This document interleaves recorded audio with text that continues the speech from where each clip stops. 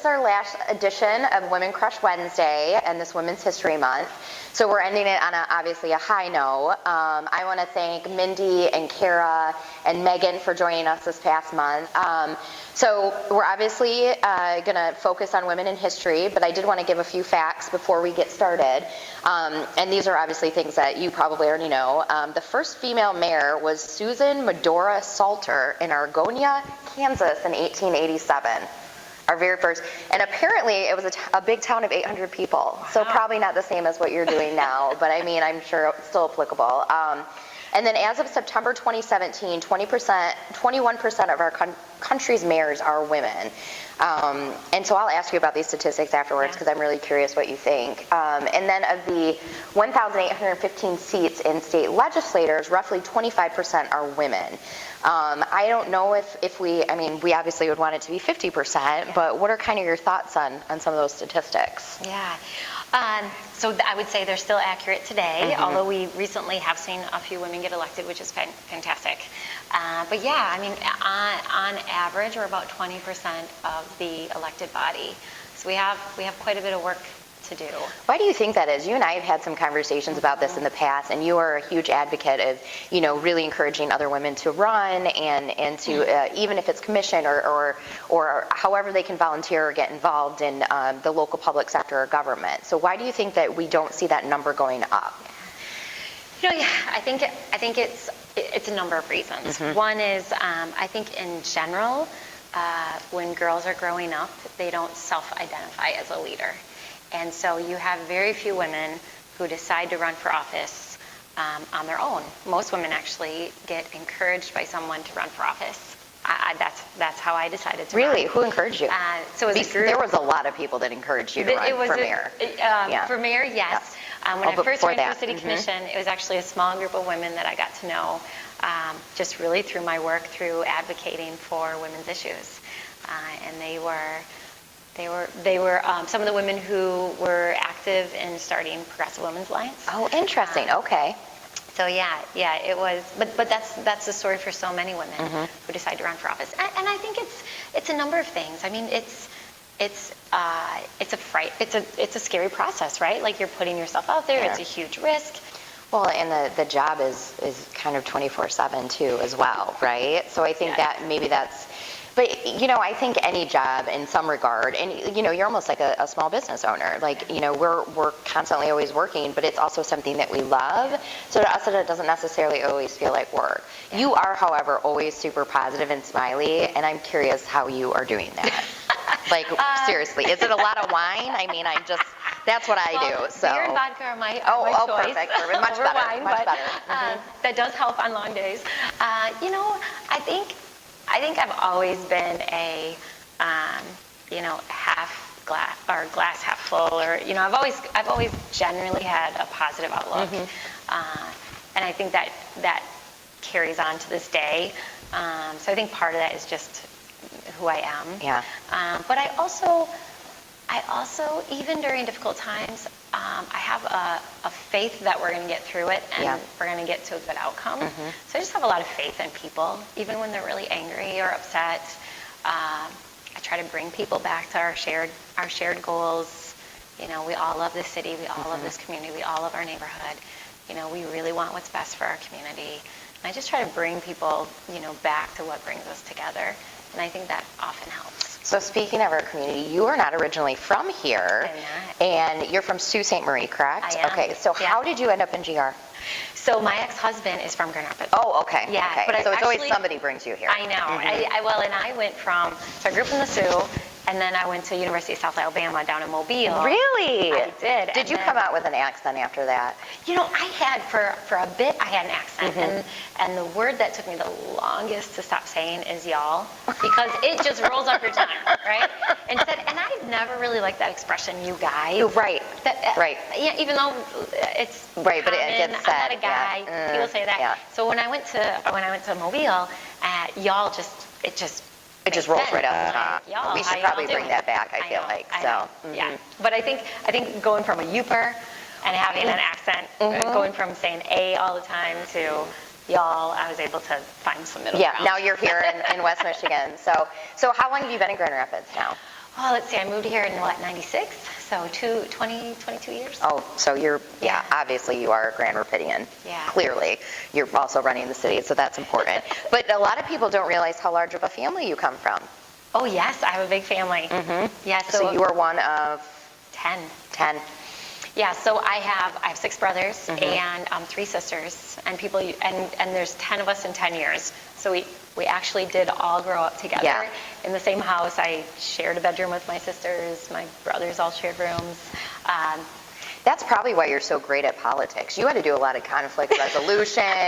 You had to advocate for what you wanted. I mean, you were from this age on. Yeah, mediation. Yeah. Yeah, it was fun. So when I was first elected on the city commission, I was the only female for several years.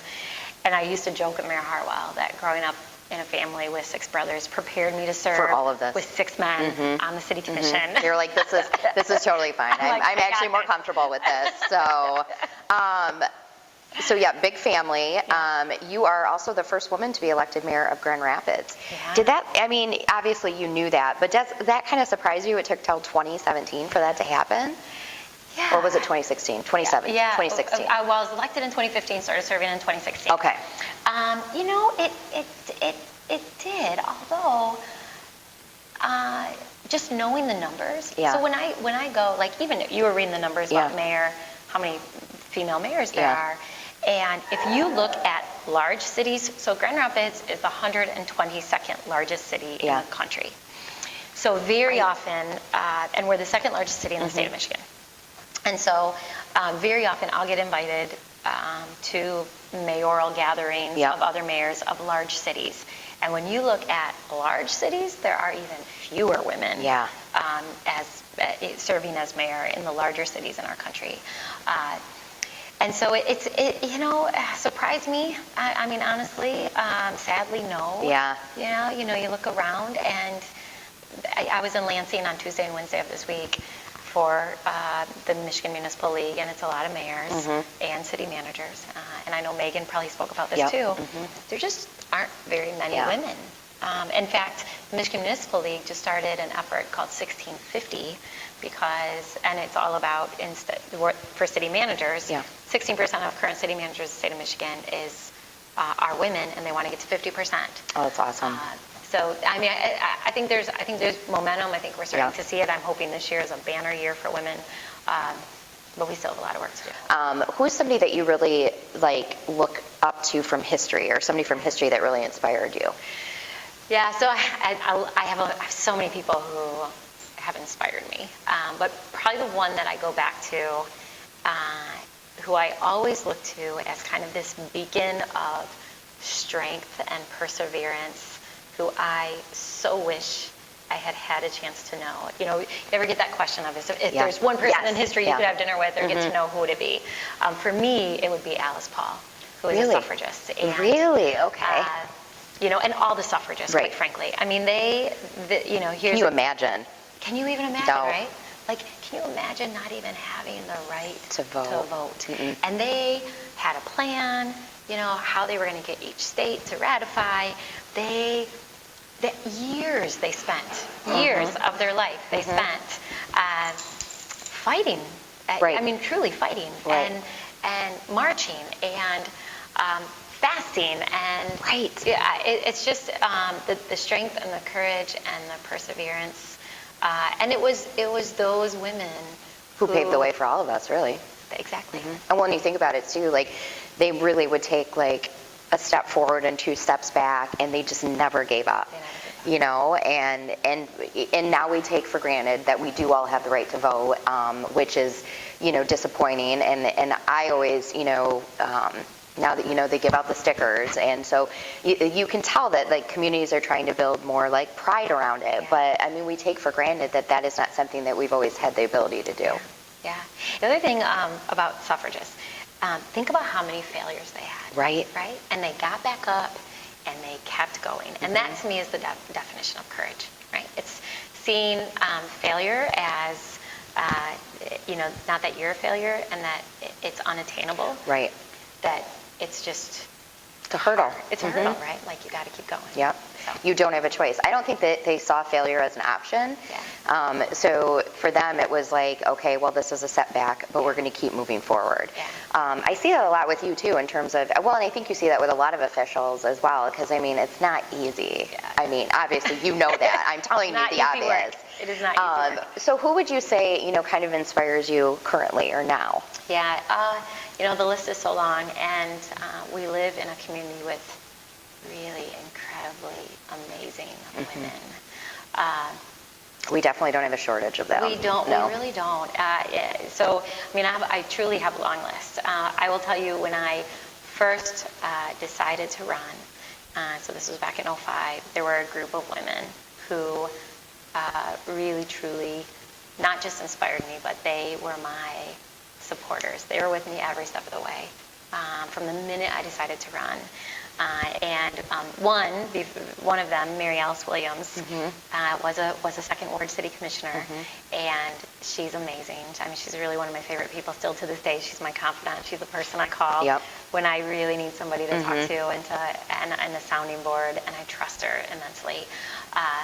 But during that time too, I mean, my circle included women who had been working and advocating on issues in Grand Rapids for a long time. It was Mary Alice Williams and Karen Henry and Dee Dee Askew and Candace Cowling and, Kenny Spring. Like, there were just all these amazing women who supported me. And honestly, I would not have gotten elected in '05 if it wasn't for both all of the women connected with the Progressive Women's Alliance and this core group of women that helped me on my campaign. What really motivated you to run? I mean, what was like your, Yeah, so it was kind of a culmination of things. I had been active in the community largely around women's issues and child welfare issues. So I had, at the time, I was serving as the chair of a domestic violence community coordinated response team. I was on the child death review team. I was active with a team called Sexual Assault Prevention Action Team. It all seems very happy. Yeah, I was not happy, but no. But it was, these were issues that very passionate about. I was and I still am to this day. And through that work, I mean, I was doing individual clinical work in social work with victims of child abuse and domestic violence.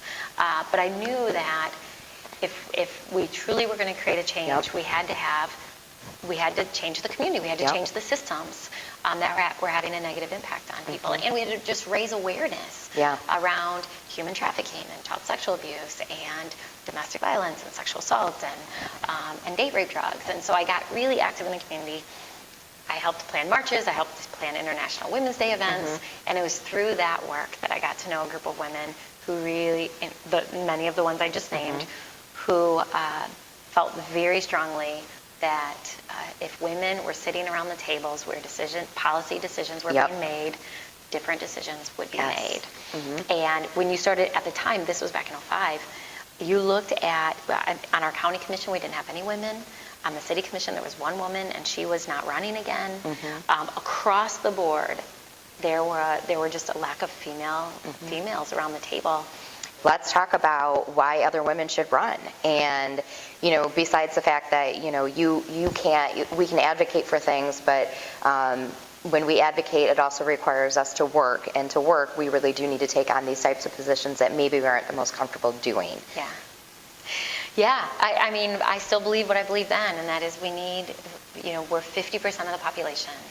We should be 50% of the voices around the table making decisions. I fundamentally believe that better decisions are made when you have diverse voices around the table. And it's not just gender. It's diversity in age, diversity in gender, diversity in race. When you have diverse groups of people coming together to make decisions, better decisions will be made. And I believe that you're less likely to make a decision that could have an unintended consequence on a population if you have someone from that population around the table.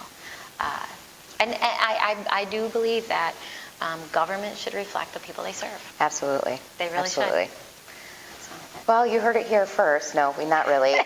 But anyways, that is, I can't think of a better way to end this Women's History Month than with talking about those that have gone before us. And then, you really inspiring, because you are a very inspirational person, and I see you do it on a regular basis, and you have a smile for everyone, and the what you've done for Grand Rapids has been amazing, and encouraging other women too to come along is so important, and it's not a place that, it's always the most comfortable. You're in the public eye the most comfortable, it's probably never comfortable. You're in the public eye 24/7, and, but you handle it with grace, and, you have that courage and intelligence, and, all of us can learn from that, and then those that have always gone, have gone before us. So thank you again for being here. Thank you. This has been so popular. I absolutely promise we will continue to have some badass women on. So thank you for joining us on our last Women's History Month, Women Crush Wednesday. Thank you.